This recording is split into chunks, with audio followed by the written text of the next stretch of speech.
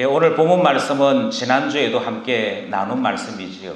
그러니까 지난주 설교와 연속되어진다 이렇게 이해하시면 될 것 같습니다. 지난 주일의 말씀을 그런 점에서 기억하는 것이 좋을 것이라 생각을 합니다. 지난 주일 우리가 들었던 말씀을 바탕으로 오늘 본문 설교가 이어지기 때문에 지난주에 무엇을 들었느냐 하는 것을 기억하는 것이 좋겠다는 것이죠. 우리는 지난주에 달란트 비유가 말하는 달란트의 의미가 무엇인가 하는 점에 집중했습니다. 주님께서 이 달란트를 통해서, 이 비유를 통해서 우리에게 무엇을 말씀하시는 것일까? 그것을 본문 안에 있는 주님의 말씀을 가지고 생각하는 시간이 지난 주일 말씀 시간이었습니다. 우리는 본문 말씀을 통해 여기에 등장하는 달란트는 주님의 것이었음을 보았습니다. 원래 주님의 것입니다. 원래 주님의 것이었는데 주님께서 우리에게 나누어 주신 것이었습니다. 주님께서 우리에게 나누어 주셨다라고 하는 이것이 중요하다고 말씀을 드렸지요. 두 번째로 우리는 한 달란트도 엄청난 재산이다 하는 점을 살펴보았습니다. 한 달란트만 해도 엄청난 것인데 그것을 자격도 없고 사실은 능력도 검증되지 않은 종들에게 맡기심을 보았습니다. 이것이 달란트 비유가 이야기하는 역설이고 포인트이지요. 왜 하나님은 이 귀하디 귀한 달란트를 자격도 없고 검증된 적도 없는 우리에게 맡기실까? 우리는 이 점을 생각하고자 했던 것입니다. 주님께서 우리에게 달란트를 맡기실 때 지난주 우리는 본문을 통해 재능을 따라 주님이 달란트를 맡기심도 살펴보았습니다. 그래서 달란트와 재능은 다른 것이지만 연결은 되어 있구나 하는 것도 살펴볼 수 있었습니다. 그 재능에 따라, 그가 가지고 있는 은사에 따라 하나님께서 달란트를 나누어 주시더라 하는 내용까지 살펴본 것이고요. 결과적으로 달란트를 받은 대로 남긴 종은 착한 종이다 하는 말씀까지 우리가 들었던 것이지. 그러니 지난 주일까지 우리는 여기서 말하는 달란트는 직분이겠구나. 여기서 말하는 달란트는 책무이겠구나. 주님께서 주님의 것이었는데 그것을 나누어 주었다. 그 나누어서 우리가 갖게 된 것이 무엇일까? 그것은 곧 교회요, 가정이구나. 이런 등등을 살펴볼 수 있었던 것이지. 그러면서 하나님께서 우리에게 교회를 맡기실 때, 하나님께서 우리에게 가정을 맡기실 때, 그 맡은 것이 중요한 것이 아니라 남긴 종은 착한 종이고 그것을 그대로 가지고 온 종은 악한 종이다 하시는 말씀을 우리가 기억하고 말씀의 교훈을 나눌 수 있었더라는 것입니다. 여기서부터 오늘 본문의 설교가 시작됩니다. 결론이 무엇이냐면 남겨야 된다는 거 아니겠습니까? 이게 달란트구나. 그것을 발견하는 것이 지난 시간 일이었다면 나도 달란트를 받은 것이 있구나. 그것을 깨닫는 것이 우리가 지난주에 했던 일이라면 내 것이 아닌 줄 알았는데 그럼에도 불구하고 주인의 것을 내 것처럼 여기고 일하는 종이 착한 종, 남기는 종이 선한 종인 줄 알았다면 우리는 지난주 말씀에서부터 한 가지 고민을 하게 되는 것이지. 주님께서 직분을 주셨습니다. 주님께서 아버지가 되게 하셨고 어머니가 되게 하셨고 아내가 되게 하셨고 남편이 되게 하셨습니다. 그것이 우리에게 주신 달란트인 것을 우리는 확인했다면 문제는 남겨야 한다는 것입니다. 여기서 우리 고민이 시작되는 것이지요. 어떻게 달란트를 남길 것인가? 이것이 우리 숙제입니다. 이 숙제를 오늘 우리는 말씀을 다시 한번 상고하면서 이 숙제에 대한 답을 찾으려고 하는 것입니다. 먼저 우리는 이 숙제를 해결하기 위해서 한 가지 중요한 교훈을 기억하고자 합니다.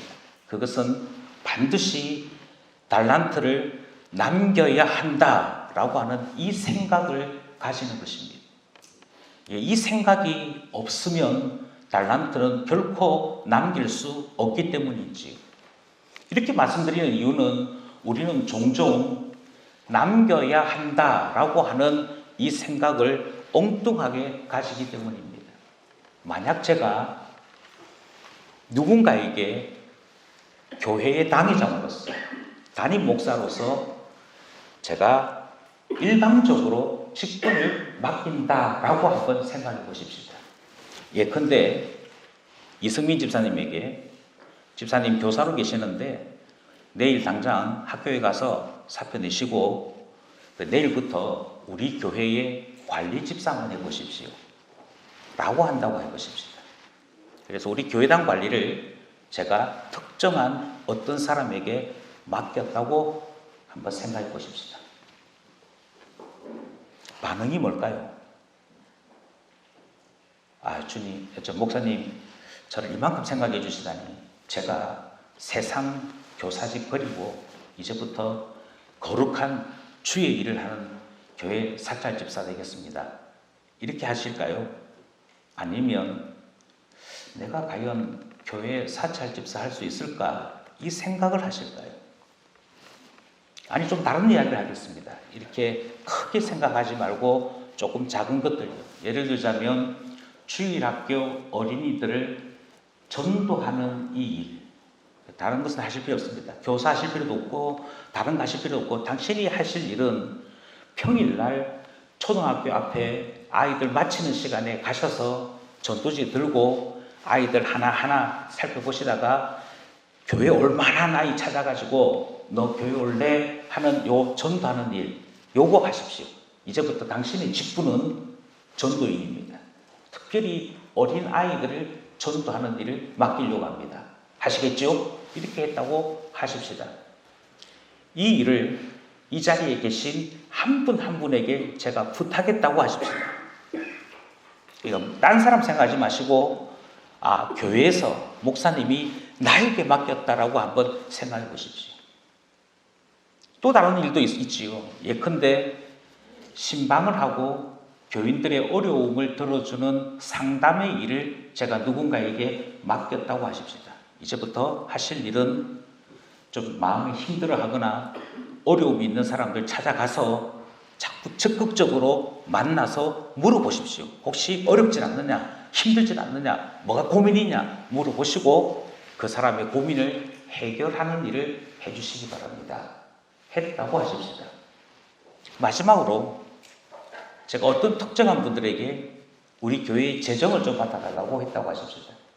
그래서 재정이 남을 때에는 모자랄 때를 대비해서 잘 관리하는 일, 모자랄 때에는 다른 곳에서 돈을 융통해서 교회가 돈을 지출하는데 어려움이 없도록 하는 이 일을 제가 누군가에게 맡겼다고 하십시다.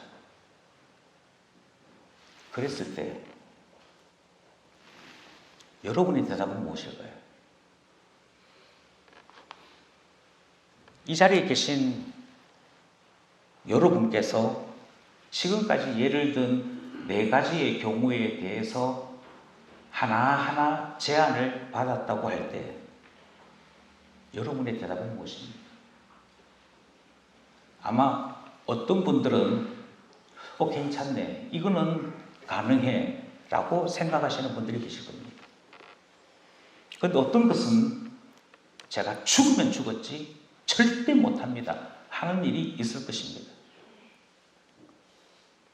여기서 제가 말씀드리고자 하는 것은 지금까지 나열한 모든 것이 직분입니다. 지금까지 말씀드렸던 모든 것이 직분이어서 교회당을 관리하는 것도 직분이고 동시에 달란트입니다. 전도하는 일도 은사요 동시에 직분이며 달란트입니다. 성도를 신방하고 상담하는 일을 우리는 권사직이라고 그러죠.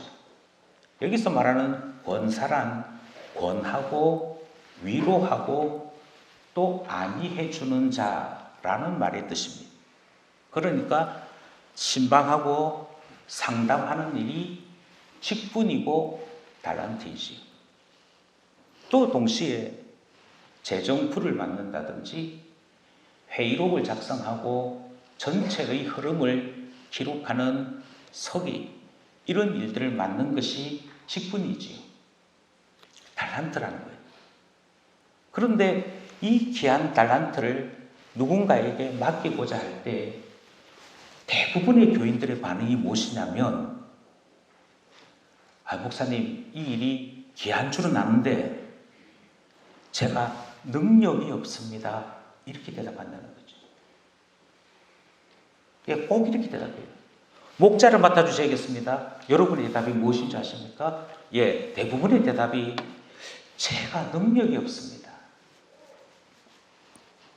그러니까 우리는 아주 익숙하게 직분이란 은사를 기초로 해서 받는 것임을 알고 있는 겁니다.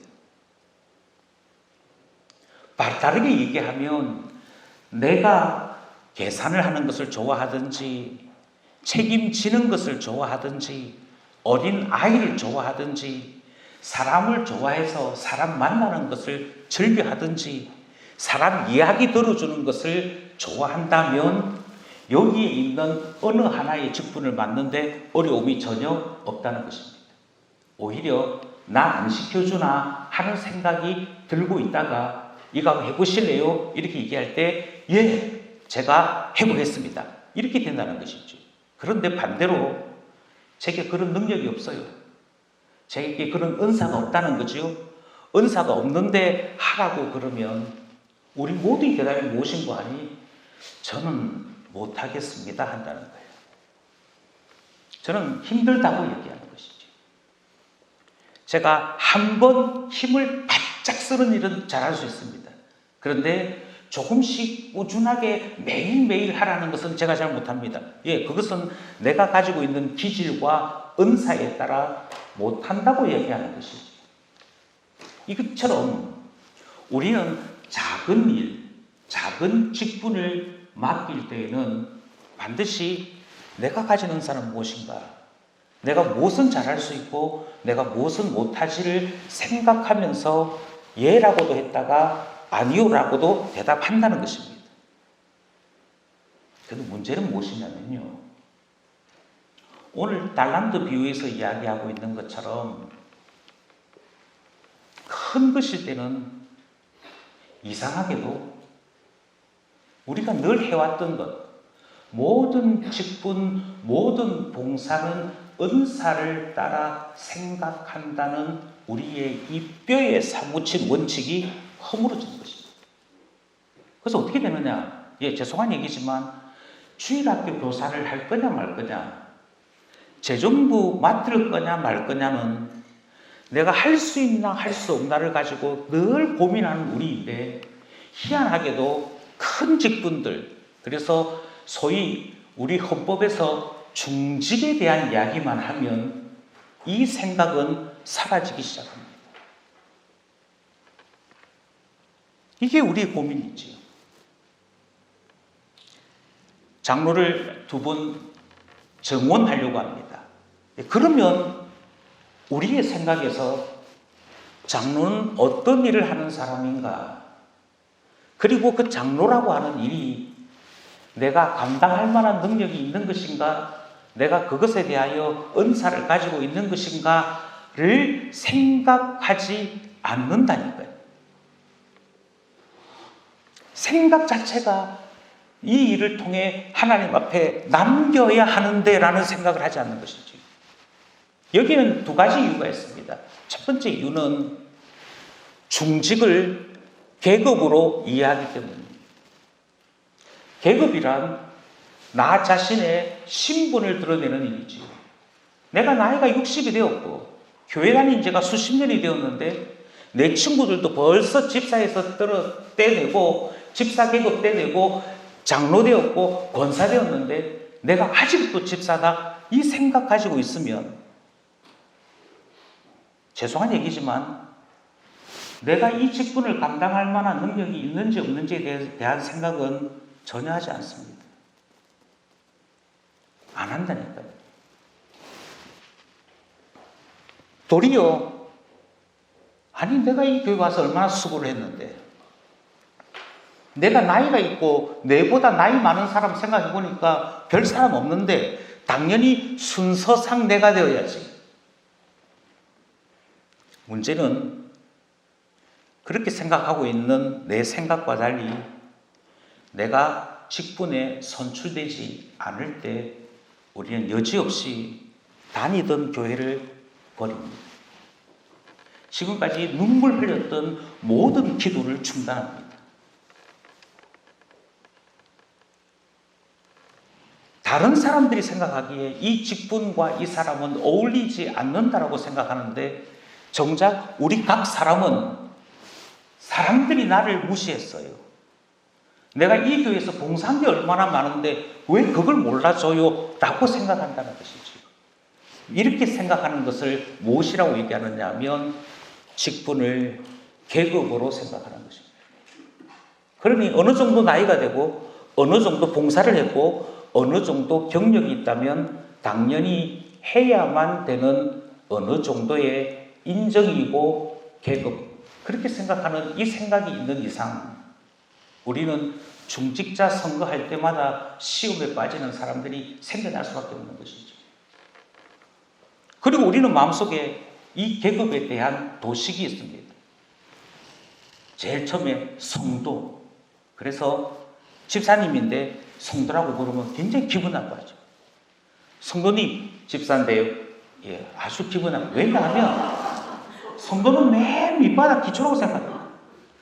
맨 밑바닥 기초여서 그 성도라고 부르는 것은 초신자쯤 생각하고 있는 나를 아주 만만하게 생각하네, 이렇게 생각하는 거죠.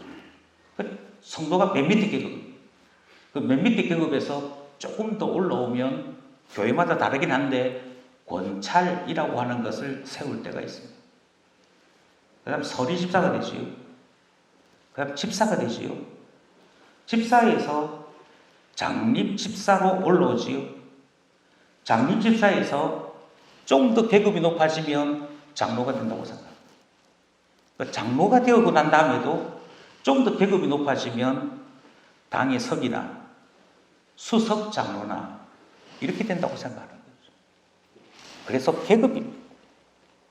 심지어 중직자들이 평교인이 뭐라고 이야기하는 것에 대해 내가 누군데 지금 나한테 이런 이야기를, 서리주사밖에 안 되면서 라는 생각은 철저하게 직분을 계급으로 보기에 그것에 대해서 떨어졌다, 내가 그것을 선택받지 못했다는 것에 대해 자존심 상해하는 일이 일어나더라는 것입니다. 이런 생각들의 가장 무서운 점은 내가 이 직분을 받고 난 다음에 무슨 일을 해야 할 것인지에 대한 생각을 안 한다는 데 있습니다. 그냥 그것은 계급이, 신분이 되었으면 성공이라고 생각하는 것이지, 성공하고 난 다음에 무슨 일을 하겠다는 사람은 없기 때문입니다. 그런데 직분은 계급이 아닙니다. 계급으로만 보자면 그러면 목사는 최고의 계급입니까? 목사는 평교인 1000명, 10,000명보다 더 위세가 있고 힘이 세워서 혼자 마음대로 할 수 있다고 생각하신다면 그것은 하나님께서 우리에게 저마다의 달란트를 맡기셨다는 말을 전혀 이해하지 못하는 것이고요. 그 달란트를 주님의 것이라고 고백하지 않는 것입니다. 달란트는 하나님 것이라니까요. 주인 것이라니까요.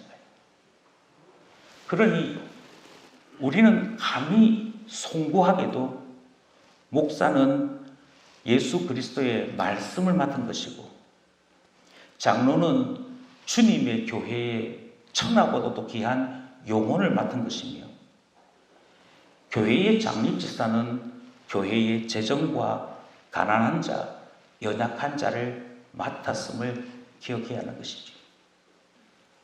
저마다 맡은 일이 다를 뿐입니다. 왜 다르게 되었느냐 하면 은사가 다르기 때문입니다. 그것이 우리가 앞서 이 본문 말씀을 통해 배운 교훈이었던 것이지. 또 하나, 왜 우리는 이 큰 직분에만 이르면 은사를 생각하지 않느냐? 명예라고 생각하기 때문입니다. 자꾸 명예라고 생각합니다. 저는 담임 목사가 된 지 20년이 되었습니다. 20년 전에 제가 우리 오장로님을 만났고요. 그때부터 딱 20년이 지났습니다. 이 짧은 20년이라는 세월 동안에 장로님들의 부탁을 대어놓고 거절한 몇몇 사건이 있습니다. 저 보통 생각해 봅시다 이 정도 이야기하는데, 생각해 봅시다가 아니고 아예 대어놓고 안 됩니다 라고 말한 것이 몇 있습니다. 그 중에 하나가 어떤 것이냐면, 이분이 나이가 많은데 이분이 이제 우리 교회 와서 이제 좀 정착을 해야 되는데, 이 정착하는 이분에게 우리 명예장로, 명예권사 이런 거 한번 줍시다. 이제 이분이 앞서 다른 교회에서 직분을 가지고 왔는데 우리 교회에서 이분을 안수집사로 받읍시다. 제가 대부분 우리 장로님들의 의견에 대해서 거의 거절하지 않습니다. 그런데 지금까지 이 의견에 대해서만큼은 정색을 하고 거절을 했습니다. 거절해서 그 뒤로 사이가 나빠져 저에 대해서 계속 나쁘게 말하는 분들도 몇 분 계셨습니다. 왜 거절했느냐? 그것은 직분을 명예로 생각하기 시작하면 그 다음부터는 싸움밖에 남을 것이 없습니다. 저 사람만 나이 많냐? 저 사람이 교회를 위해서 했으면 뭘 했는데? 그 다음 이야기 나오는 것은 뻔합니다. 이것은 직분이 달란트인 것을 이해하지도 못했을 뿐 아니라 자꾸만 나의 것으로 바꿔버리는 일입니다. 그렇지 않고요. 달란트는 받는 즉시 남길 것을 생각해야 합니다. 주님께서 목사를 맡기셨으면 목사로서 주님 앞에 무엇을 남길 것인가를 생각해야 종이요 일꾼이지, 그것이 달란트 맡은 자의 도리이지, 명예나 자존심이나 계급으로 생각하면 우리는 이 비유를 전혀 이해하지 못하는 꼴이 된다 하는 것이죠. 바로 여기서부터 우리 고민이 시작되는 것입니다. 그러니 반드시 모든 달란트를 받은 자들은 한 가지 생각하셔야 됩니다. 남겨야 합니다. 반드시 남겨야 합니다. 한 해 동안 내가 집사로 임명을 받아서 집사로 지나왔어요. 이게 맡은 자의 도리가 아닙니다. 우리의 고민은 여기서부터 시작하는 것이죠. 주님, 제게 이 직분을 주셨습니다. 제게 이 책임을 주셨습니다. 제게 이 일을 맡기셨습니다. 어떻게 할까요?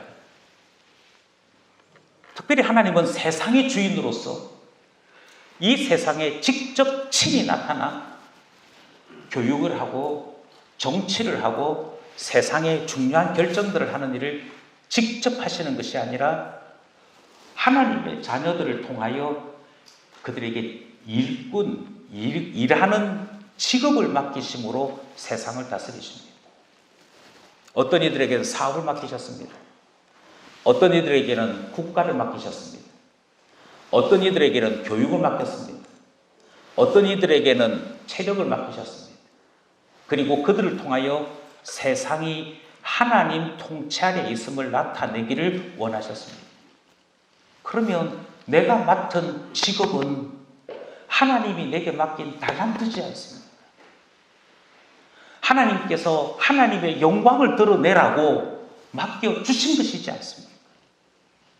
직업을 가지고 계신 여러분, 하나님 앞에 주님, 제가 대학을 나갔습니다. 제가 자격증 통과했습니다. 제가 직분을 맡을 수 있는, 직업을 가질 수 있는 준비를 오랫동안 했습니다. 그러니 제발 저에게 직업을 주십시오. 일자리를 주십시오. 그렇게 기도해서 하나님 앞에 일자리를 받으셨다면 달란트지 않습니까?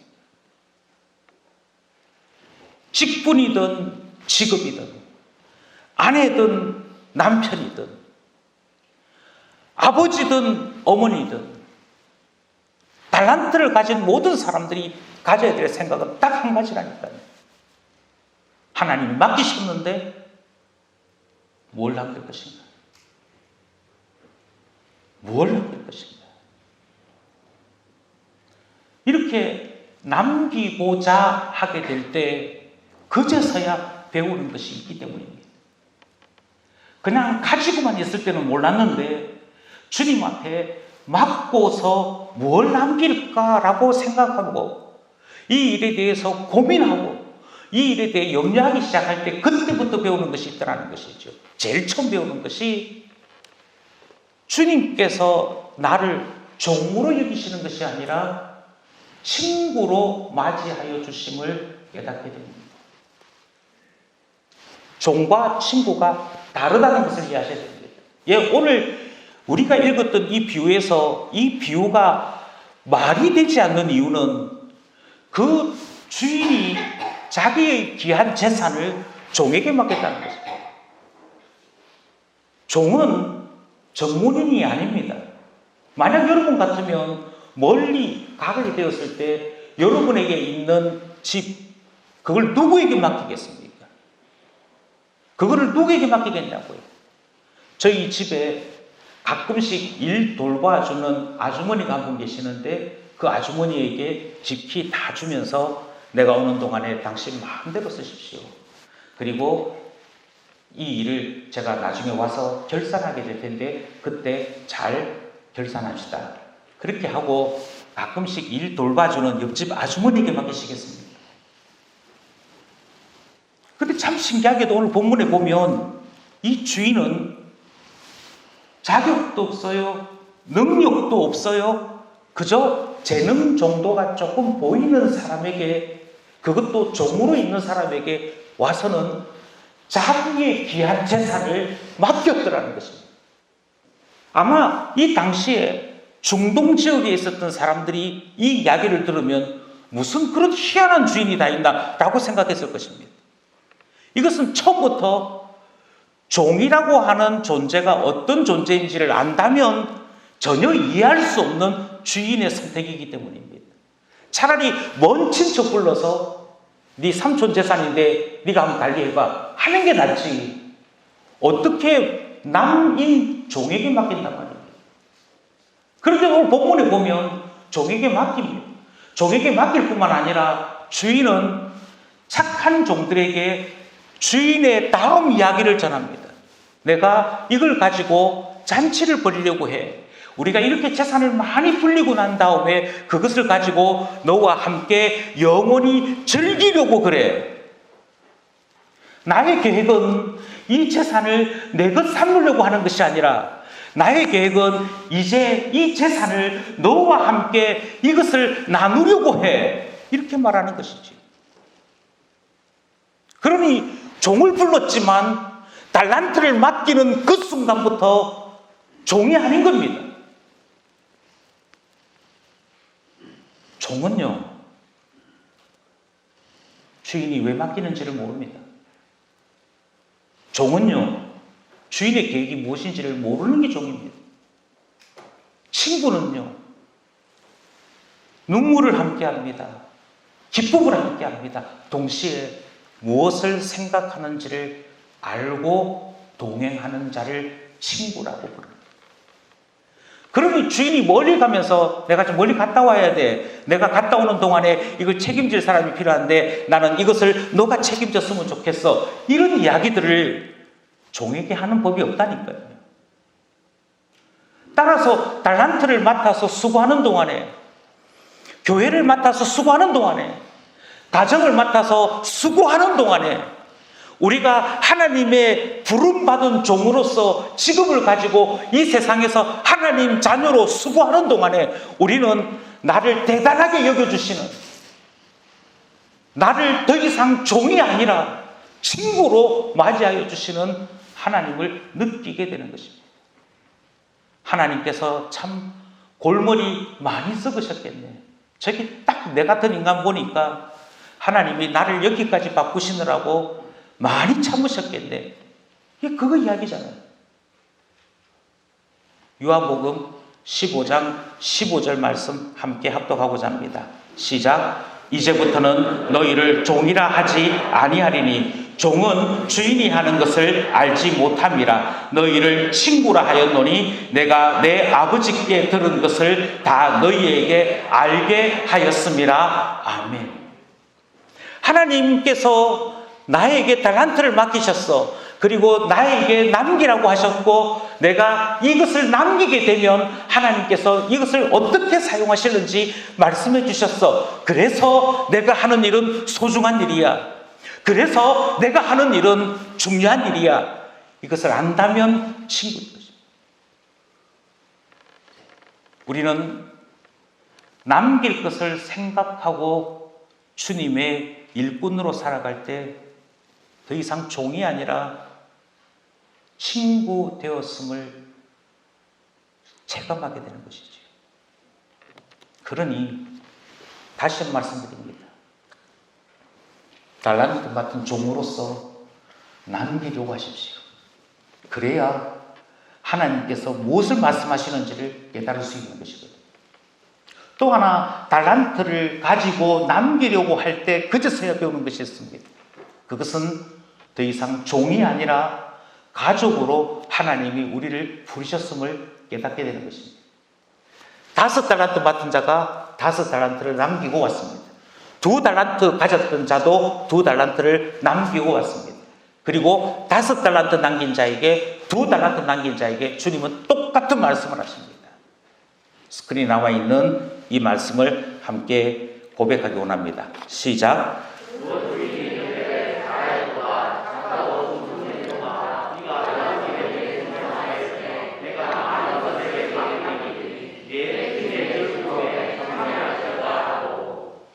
주인이 착한 종들에게 뭐라고 얘기하느냐 하면, 예, 주인 것입니다. 제가 남겼는데 남긴 것도 주인 것입니다.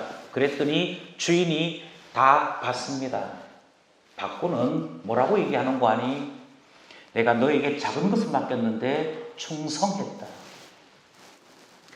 여기서 조금 시간이 갈 수 있습니다만 여기서 말하는 충성했다는 말은 너가 열심히 일했다는 말도 되지만 주인을 믿어줬다는 말도 됩니다.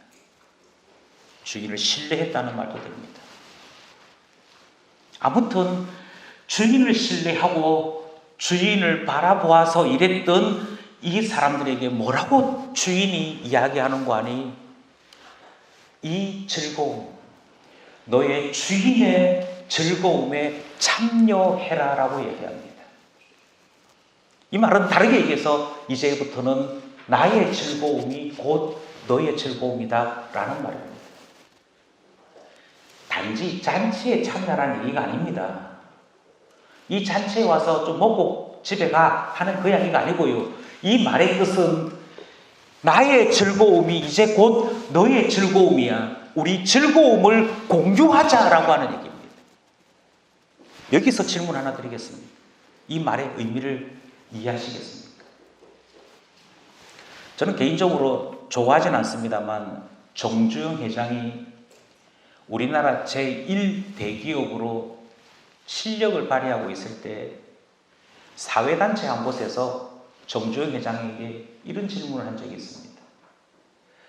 정주영 회장님께서 현대라고 하는 그룹을 세계적인 그룹으로 키우신 것은 잘하셨습니다. 불가능해 보이는 이 나라에 산업을 일으키고 모든 사람들을 직원으로 들일 만큼 많은 기업의 성과를 거두게 하신 것 잘하셨습니다. 근데 딱 한 가지, 기업인으로서 마음에 들지 않는 것이 있습니다. 그게 뭐냐 물었더니 왜 정주영 회장은 회사의 중요한 중직, 회사의 중요한 이사직을 전문 경영인이 아닌 가족으로 채웁니까? 왜 아들들이 다 사장이고, 왜 며느리들이 다 사장이고, 왜 조카들이 다 여기저기에 책임자가 있습니까? 대기업인데 가족기업과 똑같지 않습니까? 그런 질문을 받았습니다. 그때 정주영 회장이 대답이 이랬습니다. 기자 양반, 나도 전문 경영인 한번 세워봤습니다. 그런데 세무사 자리에 왔을 때 전문 경영인은 가만히 있습니다. 장부 보자 그러니까 기업의 기밀인 장부 홀로당 다 까고 입니다. 그런데 조카는요, 세무사찰 들어오니까 2층에서 뛰내립니다. 그럼 당신은 이 회사를 누구에게 맡겨야 된다고 생각합니까? 이 유명한 이야기가 있습니다. 우리는 나의 즐거움에 참여한다는 말을 종은 이해하지 못합니다. 내가 실컷 일해서 남겨놓은들 결국 주인 것이지 이 생각을 가지고 있는 이상 그 주인의 즐거움이 나의 즐거움인 것을 깨어나도 아니 3번 4번 살아도 이해하지 못합니다. 왜냐하면 주인은 주인이고 나는 나라고 생각하기 때문에. 그런데 이 주인이 너 주인의 즐거움에 이제는 참여해라고 말하는 것은 이제부터는 이 즐거움이 나의 것만이 아니라 너와 함께하는 즐거움이라고 하는 뜻을 가지고 있는 것이고요. 이 말은 더 이상 너가 종이 아니라 이제부터는 가족이다 하는 의미를 가지고 있는 것이죠. 이것이 오늘 우리가 꼭 발견해야 될 이야기입니다. 우리가 분명히 기억해야 될 것은 종은 끝까지 종입니다. 종이 아무리 수고했다고 해서 주인의 즐거움에 참여하는 법은 절대 없습니다. 이 사실을 흘려버리지 마십시오. 누가복음 17장 7절로부터 10절에는 주님이 이 사실을 분명하게 구분하는 말씀이 등장합니다. 본문이 조금 깁니다만 우리 함께 합독하기를 원합니다. 시작. 너희 중 누구에게 밭을 갈거나 양을 치거나 하는 종이 있어 밭에서 돌아오면 그더러 곧 와서 앉아서 먹으라 말할 자가 있느냐? 도리어 그더러 내 먹을 것을 준비하고 띠를 띠고 내가 먹고 마시는 동안에 수종 들고 너는 그 후에 먹고 마시라 하지 않겠느냐? 명한 대로 하였다고 종에게 감사하겠느냐? 이와 같이 너희도 명령받은 것을 다 행한 후에 이르기를 우리는 무익한 종이라 우리가 하여야 할 일을 한 것뿐이라 할지니라. 아멘. 명확합니다. 이것이 고대 중동 사회의 사회 구조요 문화였기 때문에 이것은 아주 엄격하고 분명합니다. 종은 아무리 수고해도 결코 주인이 종의 즐거움을 챙겨주지 않습니다. 여기에 등장하는 이유처럼 밭에서 열심히 일하다가 저녁 즈음에 지칠 대로 지쳐서 이제 겨우 집으로 돌아왔습니다. 그의 눈에 피곤함이 몹시 열심히 일했음이 얼굴에 한이 가득합니다. 그렇다고 해서 주인이 아이고 힘들겠구나 여기 와서 밥 먹자 나랑 같이 식사하자 하는 적 없다고 얘기합니다. 아니 우리 반대로 얘기해요. 주인은 종이 열심히 일하고 돌아왔다 할지라도 얘야 밥 차려라 밥 차려라 밥.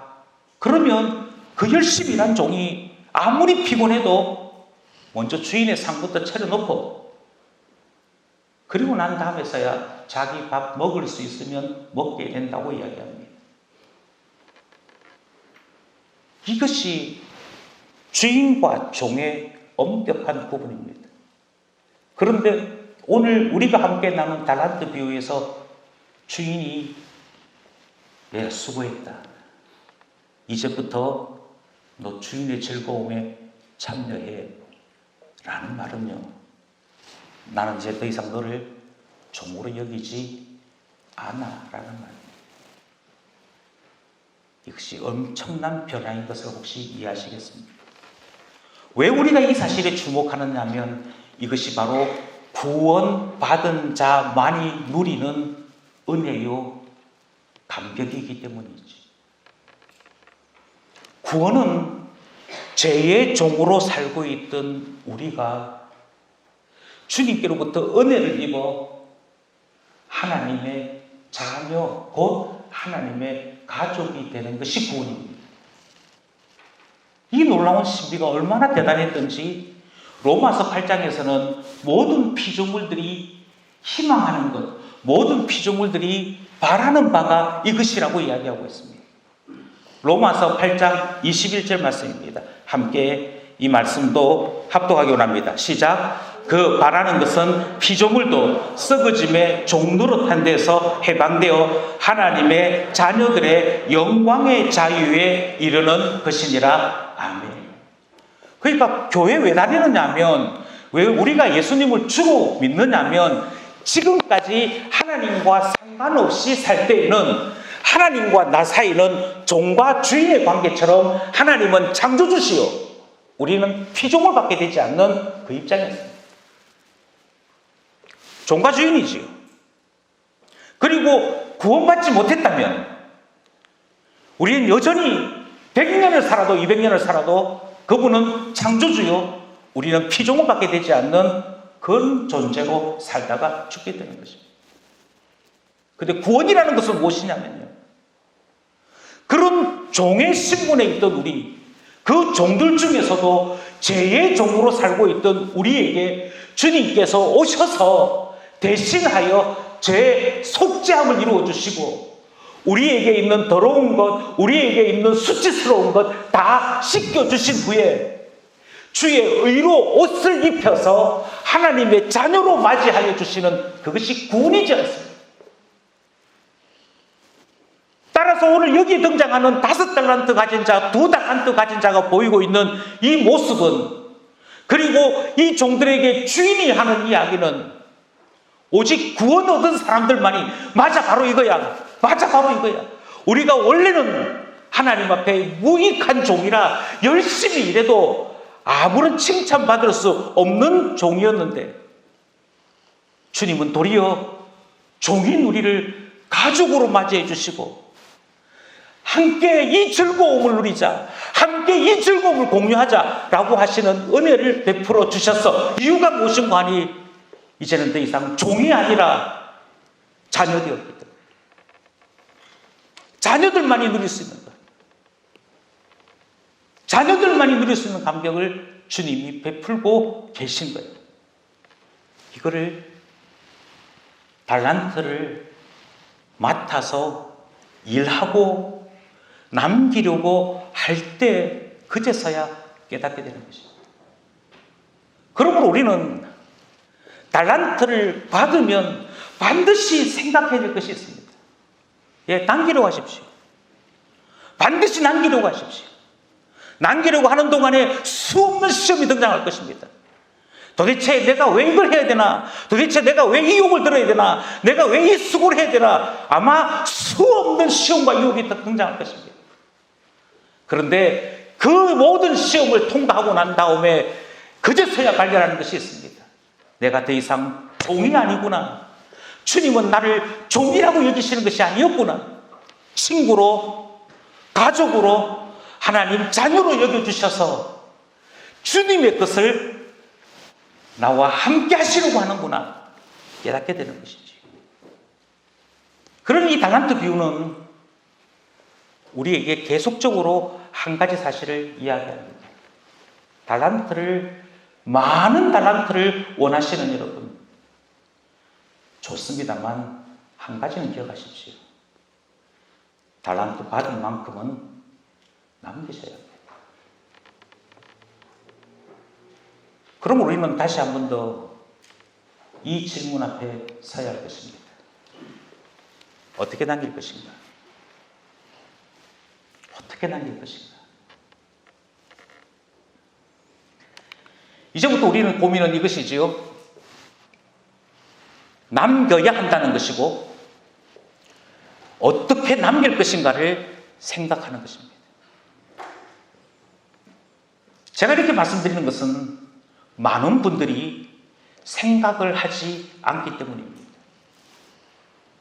외국인들이 한국 사람과 대화를 하다 보면 구분하지 못하는 두 가지 말이 있다고 그럽니다. 영어 작문을 시켜보면 말이 완전히 다른데 섞어서 쓰는 경우가 있대요. 그 중에 하나가 되고 싶어요와 되면 좋지요 라는 말.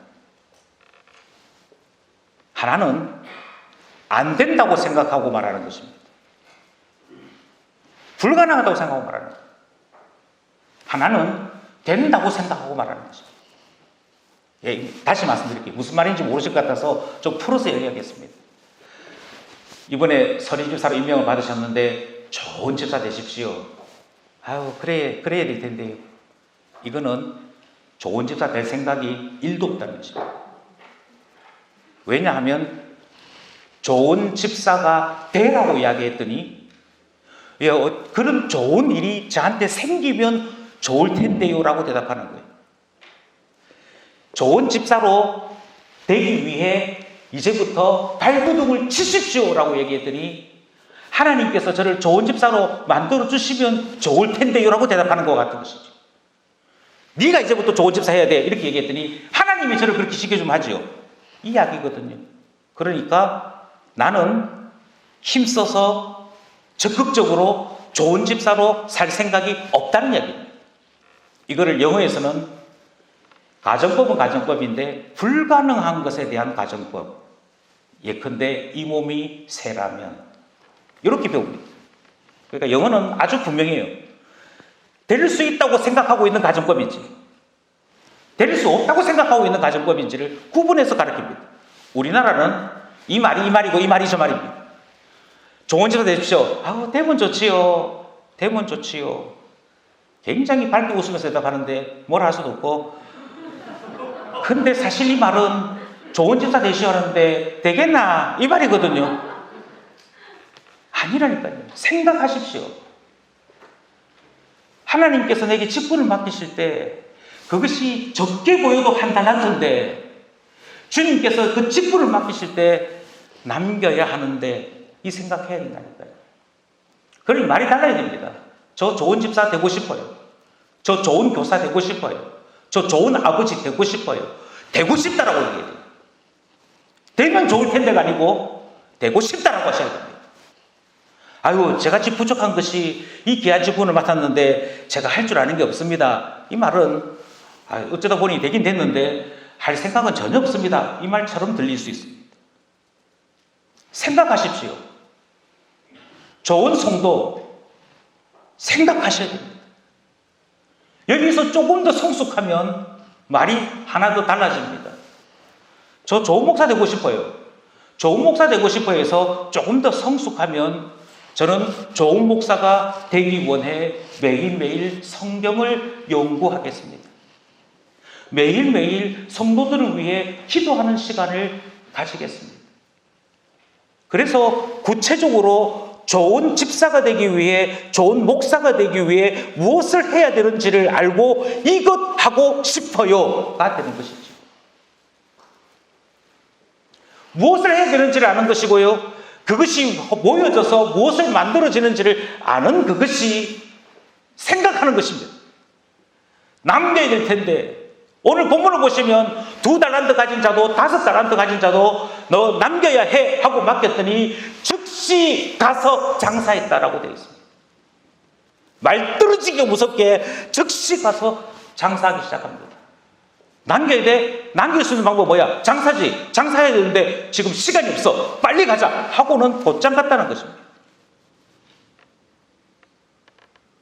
남겨야 될 텐데 남길 수 있으면 좋은데 이거는 아무것도 안 하는 거잖아요. 그러니 달란트를 가지신 여러분, 생각하십시오. 생각하십시오. 참 희한한 것은 당신이 어떤 달란트를 가졌습니까? 예, 제가 이거 가지고 있긴 한데 이제 남기셔야 됩니다. 어떻게 남기시겠습니까? 이러면 말을 못해요. 그런데 희한하게도 다른 사람에 대한 답은 우리가 너무 잘 알고 있습니다. 여러분, 목사는 무엇을 남겨야 되겠습니까? 예, 목사가 뭘 남겨야 되는지를 죄송한 얘기지만 이 자리에 계신 모든 분들이 다 압니다.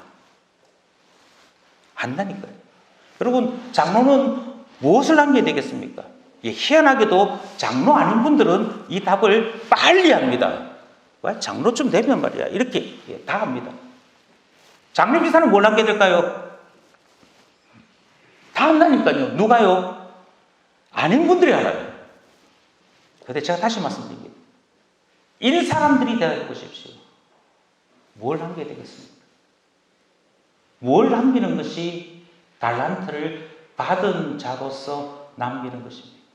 하나님 앞에 이르렀을 때 내가 하나님 앞에 뭘 남겨야 보소서 주님, 주님께서 제게 이것을 맡기셨는데 제가 이렇게 남겨왔습니다 하고 내밀 수 있겠냐고요. 여기에는 함정이 한 가지 있습니다.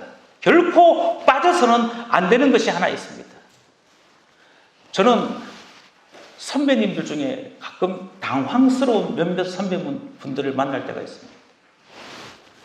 혹시 제가 그와 같이 하거든 꼭 말려주십시오. 여러분이 한번 이야기를 들어보시고 제 생각이 맞는지 아닌지도 한번 판단해 보시기 바랍니다. 68세쯤 되는 목사님이 계셨습니다. 은퇴를 2년 남기신 것입니다. 우리 교회는 70세에 은퇴합니다. 2년 남았습니다.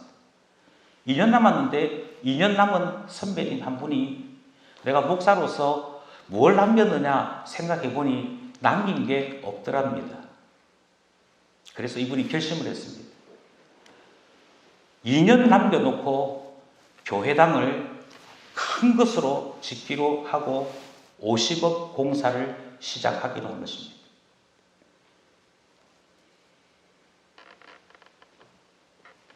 제가 이건 남기는 것이 아니라고 말씀을 드렸습니다. 예, 제가 뭘 말씀드리고자 하냐면요.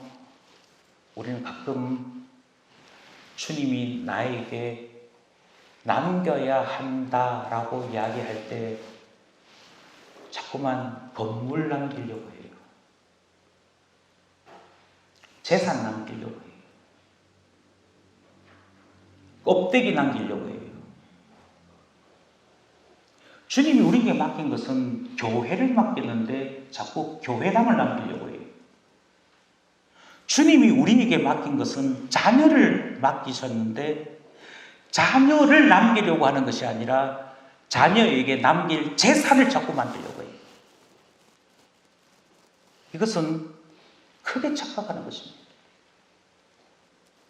만약 교회당을 남기는 것이 우리의 일이었다면 주님이 우리에게 맡기셨겠습니까? 천사한테 맡기지. 주님이 천사에게 맡기셨겠습니까?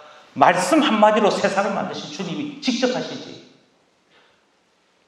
우리에게 필요한 것이 이런 능력, 종의 능력이 필요해서 우리를 부르신 것이 아니라니까요. 주님께서 우리에게 맡기신 것은 눈에 보이는 것을 맡기신 것이 아니고요. 눈에 보이지 아니한 것을 맡기셨습니다. 주님께서 이 세상이 반드시 남아야 할 것이라면 주님께서 마지막 날에 온 하늘이 풀어지고 온 땅이 풀어지며 지금 있던 모든 것이 보이지 않게 되는 그 심판을 하시겠습니까? 아니요.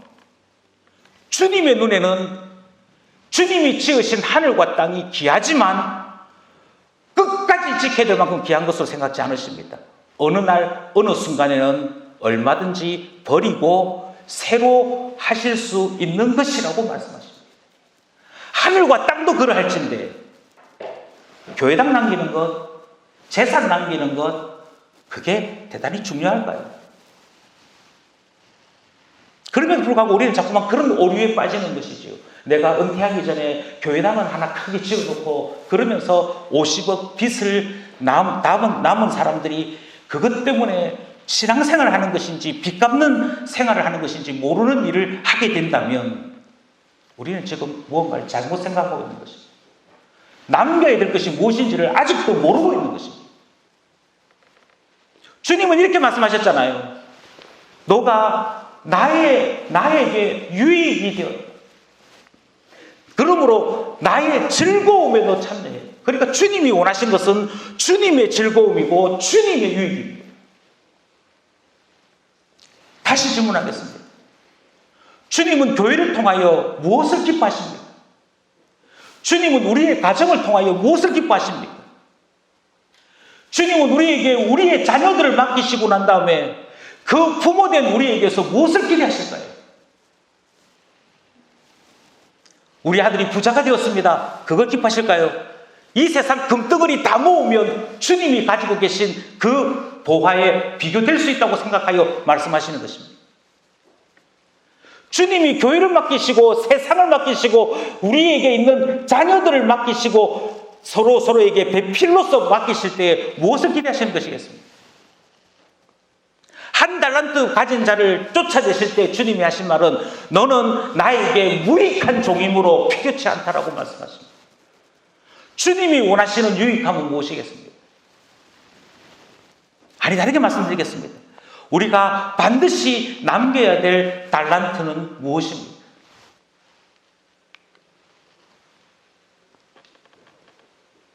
주님이 영광을 받으시는 것.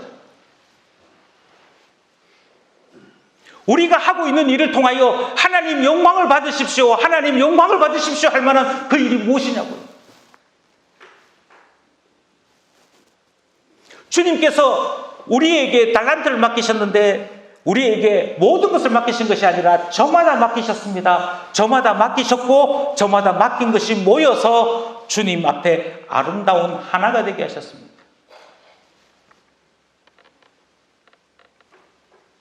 은사를 주신 것은 연합을 위해 주신 것이지요. 달란트를 맡기심도 다시 말씀드립니다. 가족과 교회와 세상을 위해 맡기셨습니다. 동시에 그것이 나 자신에게는 하나님을 배워가는 것, 하나님의 즐거움을 알아가는 것, 그리고 하나님께로부터 사랑과 긍휼을 입어 구원받은 자로서 그 놀라움을 체험하는 그것 되는 것. 지금 그것을 두고서 지금 즐거움이라고 말씀하시고 함께 하자고 하시는 것이잖아요. 그게 뭐겠냐고요. 저는 이것을 간단하게 줄이면 하나님 나라 번설이라고 믿습니다. 우리가 먼저 구해야 될 것, 그의 의와 그의 나라이고요. 내가 목사로서 열심히 살고 난 다음에 이룰 수 있는 모든 것이 하나님 영광을 받으십시오가 되어야 될 것이고 하나님 앞에 하나님 자녀된 것이 너무 즐겁습니다가 되어야 될 것입니다. 제가 설교를 열심히 하고 난 다음에 제 설교를 듣고 난 다음에 온 교회가 하나님은 위대하십니다가 되어야 될 것이고 장재현 목사가 똑똑해가 되는 것은 설교를 잘못한 일이 될 것입니다.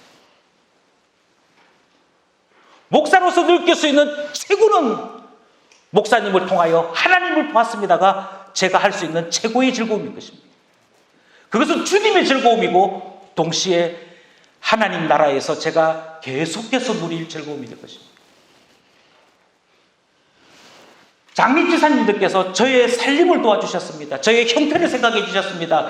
그리고 불쌍한 종을 기억해 주시는 하나님을 알게 되었습니다. 그게 구제하는 이들이 누리는 최고의 즐거움일 것입니다. 어느 날 자녀들이 아버지 어머니를 통해서 하나님이 어떤 분인지를 배웠습니다. 아버지 어머니가 힘들 때가 있었는데 어려울 때가 있었는데 그때도 실망하지 아니하시고 기도하고 이겨내는 모습을 보았습니다. 그리고 하나님께서 그때마다 도와주시는 것을 제가 보았습니다. 아버지 어머니를 통해 하나님 살아계신 것을 제가 배웠습니다.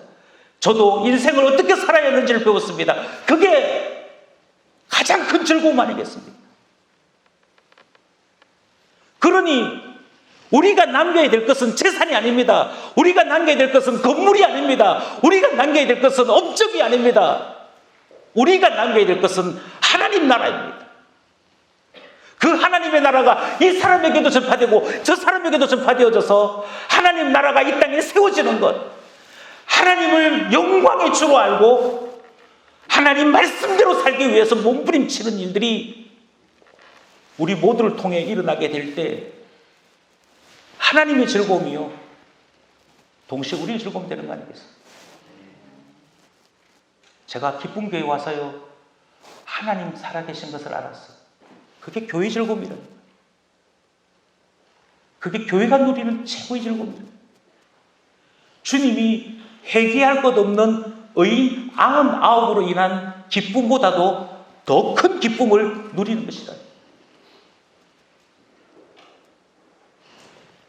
다시금 질문합니다. 남편이신 여러분, 아내이신 여러분, 주님께서 은사를 주셔서 직업을 가지고 계신 여러분, 교회 안에 크든 작든 직분을 가지고 계신 여러분, 맡으셨으면 남길 것을 생각하셔야 합니다. 맡으신 여러분이 남겨야 할 것은 무엇입니까? 하나님이 기뻐하시고 우리가 함께 영원히 즐거워야 될 그 기쁨은 무엇인지 깨달아 주님 만나는 날에 남겨서 드릴 수 있는 우리 모두가 되기를 소원합니다. 기도드리겠습니다.